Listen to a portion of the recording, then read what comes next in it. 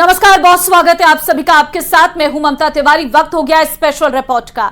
हर बार की तरह इस बार भी आम आदमी पार्टी की तरफ से काफी सनसनीखेज आरोप लगाए गए हैं। इन आरोपों ने बीजेपी और आम आदमी पार्टी के बीच तल्खी को और ज्यादा बढ़ा दिया है। देखिए रिपोर्ट।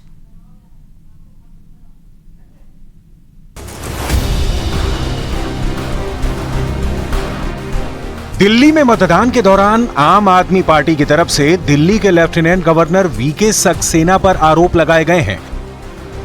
आम आदमी पार्टी के नेता और दिल्ली की मंत्री आतिशी ने मतदान से पहले ही अपने एक्स हैंडल पर एक पोस्ट करते हुए लिखा, ऐसी जानकारी मिली है कि आज दिल्ली के लेफ्टिनेंट गवर्नर ने दिल्ली पुलिस को आदेश दिए हैं कि जहां इंडिया गठबंधन के वोटर भारी संख्या में हैं, वहां पर वोटिंग धीरे करवानी है ताकि लोगों को वोट डालने में दिक्कत हो। प्रशासन द्वारा बीजेपी को जिताने का ऐसा कोई भी प्रयास गैर कानूनी, गैर लोकतांत्रिक और गैर संवैधानिक है और मैं उम्मीद करती हूं कि चुनाव आयोग इसका संज्ञान लेगा और ऐसे किसी भी प्रयास पर रोक लगाएगा। आतिशी ने दिल्ली में वोट भी डाला और फिर आरोपों की झड़ी भी लगाई। आज पता चल जाएगा, आज पोलिंग का दिन है, दूध का दूध पानी का पानी हो जाएगा। ऑलरेडी कुछ एरिया से ऐसी खबरें आ रही हैं कि कुछ एरियाज में बहुत दूर बैरिकेड्स लगाए जा रहे हैं। तो अगर एलजी साहब ने ऐसा नहीं किया है, दिल्ली पुलिस ने ऐसा नहीं किया है, तो हमें भी पता चल जाएगा कि ऐसा कुछ नहीं है। अनर्गल बातें करते हैं, इनकी फ्रस्ट्रेशन दिखाई देती है। आतिशी तो बिल्कुल ही फ्रस्ट्रेटेड रहती हैं हर समय।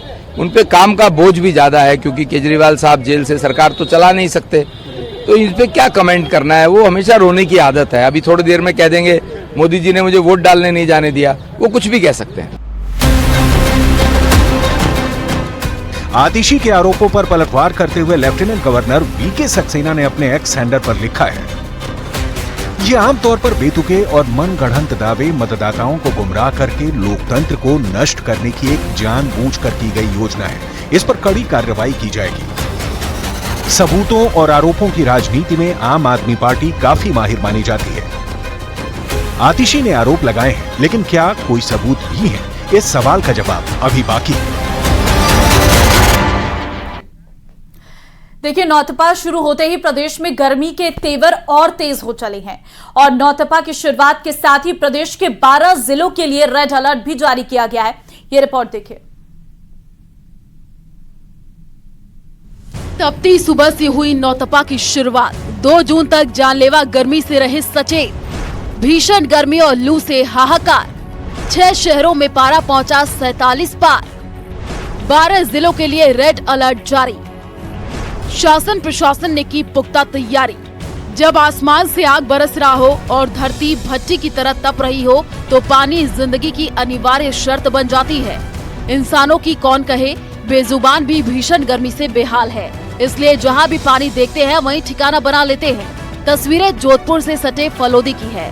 जी हां, सट्टा बाजार के लिए मशहूर फलोदी में शुक्रवार को पारा 49 डिग्री पहुंच गया। शनिवार को भी हालात जुदा नहीं थे। तपती सुबह से नौतपा की शुरुआत हो गई। फलोदी के मेन इलाकों में भीषण गर्मी जनजीवन को प्रभावित करती हुई नजर आई।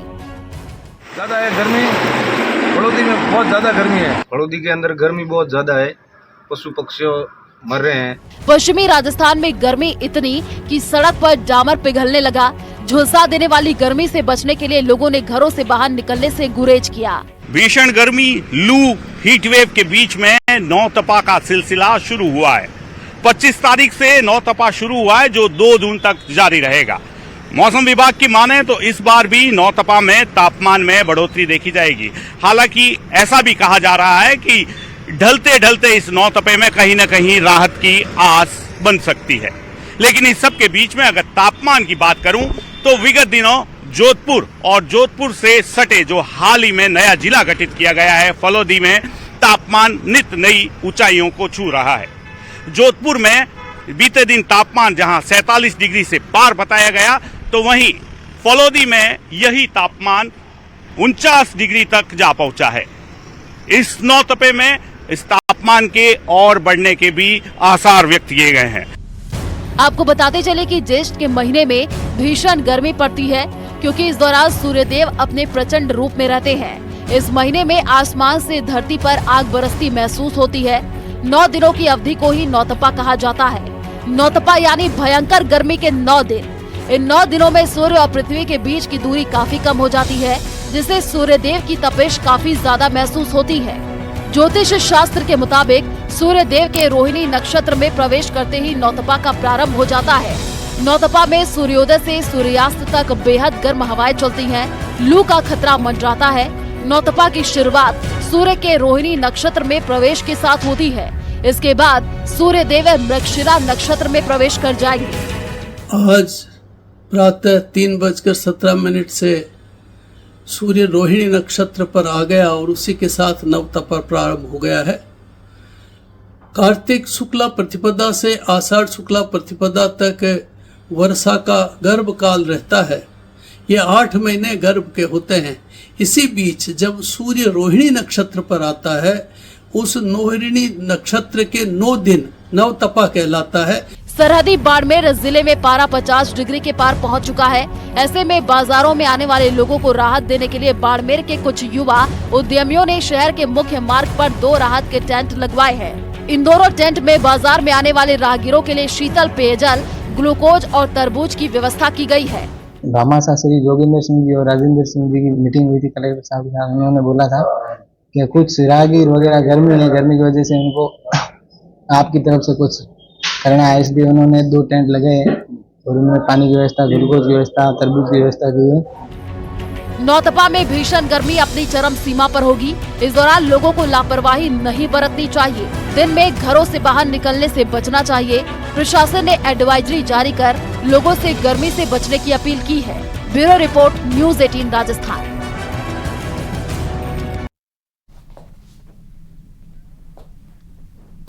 भले ही सूर्यदेव फिलहाल राहत देने के मूड में नजर नहीं आ रहे, लेकिन प्रदेश के कुछ ऐसे भी लोग हैं जो इंसानों के साथ ही जानवरों को भी राहत पहुंचाने की कोशिश कर रही। देखिए ये रिपोर्ट।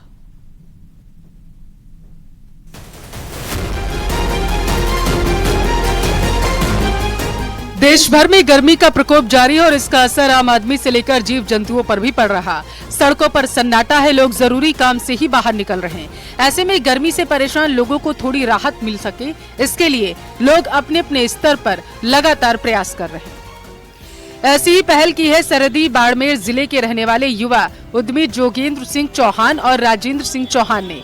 इन्होंने शहर के मुख्य मार्ग पर 2 राहत के टेंट लगाए, जहां बाजार में आने वाले राहगीरों के लिए शीतल पेयजल, ग्लूकोज और तरबूज की व्यवस्था की गई। इसके साथ ही इन टेंट में दर्जन भर के करीब कूलर भी लगाए गए ताकि लोगों को कुछ राहत मिल सके। इनका कहना है कि आगे भी ऐसे ही लोगों की सेवा करते रहेंगे। मैं पता चल रहा है बहुत गर्मी है, इसमें बहुत राहत मिल रही है। लोग आगे आ जा रहे हैं, पानी वानी ग्लूकोज की व्यवस्था पी रहे हैं। बहुत गर्मी बहुत अच्छा किया है और आगे भी ये करते रहेंगे। एक तरफ जहां इंसान गर्मी से परेशान है, तो वहीं पशु पक्षी भी गर्मी से त्रस्त हैं। इन्हें राहत देने के लिए लोग परिंदे लगा रहे हैं और वहीं झुंझुनू की गोपाल गौशाला लोगों के लिए एक अलग ही मिसाल बनकर सामने आई। गौशाला में गायों के लिए स्पेशल व्यवस्था की गई। यहाँ पर गायों को वातानुकूलित माहौल में रखा जा रहा। पूरे गौशाला के गायों को बाड़ों को एयर कूल्ड कर दिया गया। यही नहीं, सुबह सुबह गायों पर पानी की बौछार की जा रही। गायों के खाने पर भी विशेष ध्यान दिया गया।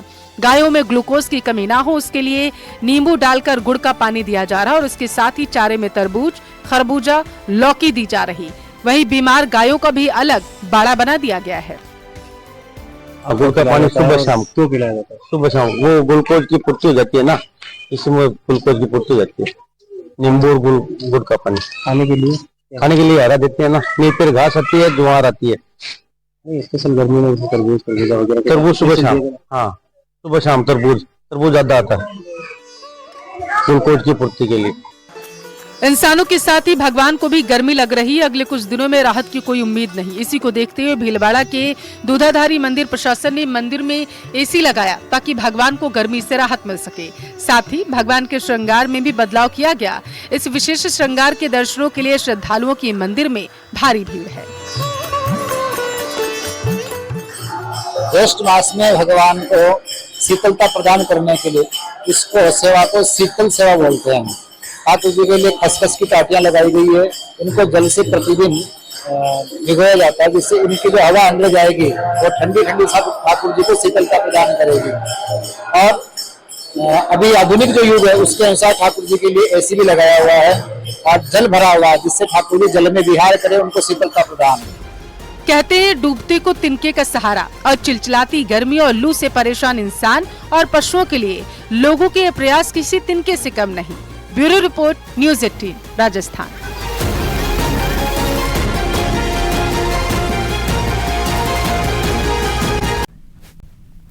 इजराइल को डराने वाली बहुत बड़ी खबर आई है। अमेरिका से ये बात पक्की हो चुकी है कि हमास के आगे इजराइल फेल हो गया है और अगर उसे गाजा में हमास को खत्म करना है तो अगले 3 साल तक उसे इसी तरह बमबारी करनी पड़ेगी और इस बात ने नेतन्याहू को बुरी तरह फंसा दिया है। देखिए रिपोर्ट।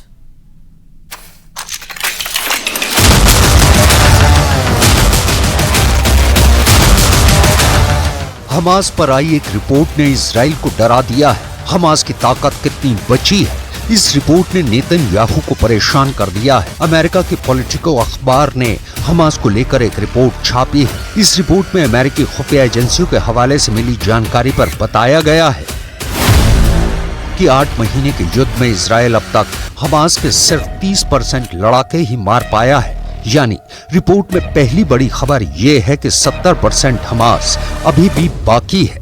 70% मतलब 2/3 हमास अब भी इजराइल से टक्कर ले रहा है। रिपोर्ट में दूसरी बड़ी खबर ये है कि इजराइल ने गाजा में हमास की सिर्फ 35% सुरंगों को तबाह किया है। यानी गाजा में हमास की 65% सुरंग अभी भी एक्टिव है। यानी 2/3 सुरंगों का इजराइल अब तक पता नहीं लगा पाया है।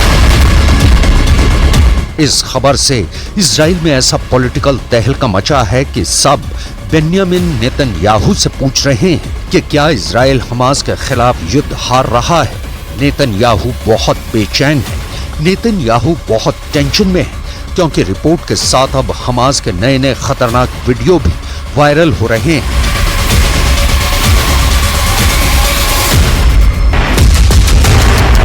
ये वीडियो बहुत गौर से देखिएगा क्योंकि इसी वीडियो में इजराइल की ताकतवर सेना की पोल खुलती नजर आ रही है। ये गाजा के रफ़ा का इलाका है। अचानक एक गड्ढे से हमास के लड़ाके बाहर निकलते हैं। उनके हाथों में टैंक उड़ाने वाली माइन है। ऊपर इजराइल के टैंक खड़े हैं और ये है हमास की एक एंटी टैंक माइन जो चुंबक के जरिए टैंक से चिपक जाती है। एक एंटी टैंक माइन और पड़ी है। अब इनका टारगेट है सामने खड़े इजराइल के मरकावा टैंक। हमास के 2 लड़ाके ये एंटी टैंक माइन उठाकर इजरायली टैंक के करीब ले जाते हैं। पहली माइन मरकावा के पिछले हिस्से की तरफ फिट करने के दौरान एक इजरायली सैनिक भी दिखाई देता है जो पूरी तरह बेखबर है। माइन को दोनों टैंक के पिछले दरवाजे के सामने रखकर हमास के दोनों लड़ाके वापस भाग जाते हैं। वापस सुरंग में उतरते वक्त एक और लड़ाका इजराइल के टैंक को आरपीजी से टारगेट बनाता है। बड़े धमाके होते हैं और फिर इजराइल के हेलीकॉप्टर मंडराने लगते हैं। गाजा की हर इमारत तबाह कर दी गई। गाजा के इंच इंच पर बम गिराए गए और लगातार गिराए जा रहे हैं। We stand with Israel to take out Sinwar and the rest of the butchers of Hamas. We want Hamas defeated. We'll work with Israel to make that happen.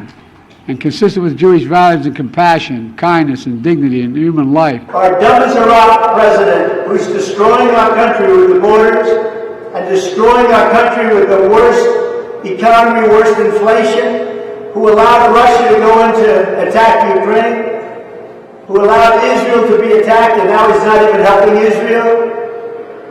And Jewish people that go for Biden and the Democrats, they should have their head examined. 35,000 से ज्यादा लोग मारे जा चुके हैं। Gaza में लोग रोज लाशों को उठा रहे हैं। खंडहर बन चुके गाजा में हैरान करने वाली बात यह है कि लाशों का पहाड़ खड़ा करने के बावजूद हमास बाकी है। ये अमेरिकी खुफिया एजेंसियों और पश्चिमी मीडिया की। और चलिए स्पेशल रिपोर्ट में फिलहाल के लिए बस इतना ही। बाकी अन्य खबरों के लिए आप बने रहिए हमारे साथ। नमस्कार।